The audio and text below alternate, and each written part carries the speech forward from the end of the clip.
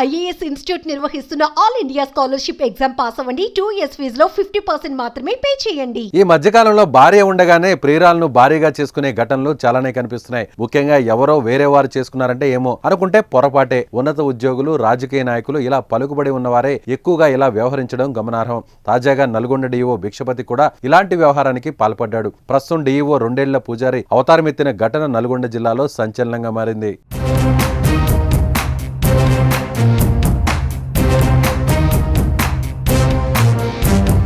Nalgonda DEO Bhikshapathi కుటుంబ వివాదం రచ్చకెక్కింది.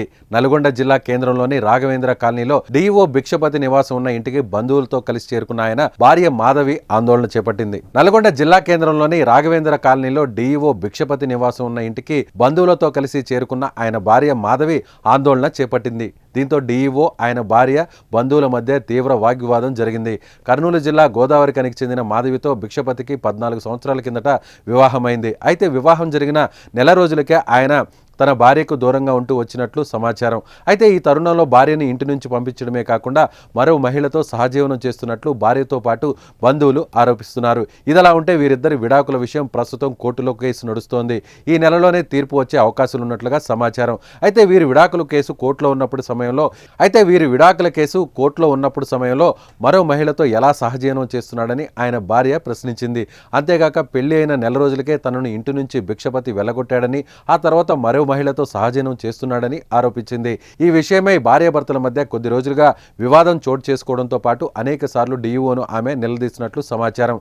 అయితే తాజాగా డీఈఓ భిక్షపతి ఇంటికి బంధువులతో కలిసి వచ్చి ఘర్షణ పడింది. తనతో వివాహమైన తర్వాత మరో మహిళతో ఎలా ఉంటావంటూ ఆయన్ను ప్రశ్నించడంతో పాటు వాగ్వివాదానికి దిగింది. విషయం తెలుసుకున్న పోలీసులు రంగప్రవేశం చేసి వివాదం చోటు చేసుకోకుండా ఇరువురిని సముదాయించారు. ఆయన పెడుతున్న వరకట్నపు వేధింపులు భరించలేక తాను దూరంగా ఉంటున్నానని, తనపై లేనిపోని ఆరోపణలు చేసి తనను ఇంటి నుంచి పంపించి మరో మహిళతో వివాహేతర సంబంధం పెట్టుకున్నాడని భార్య మాధవి ఆరోపించింది. తన భర్త అన్యాయం చేశాడని, ఆయనపై చర్యలు తీసుకోవాలని భార్య మాధవి పోలీసులను ఆశ్రయించింది. నెలకే వదిలేసిండు నన్ను.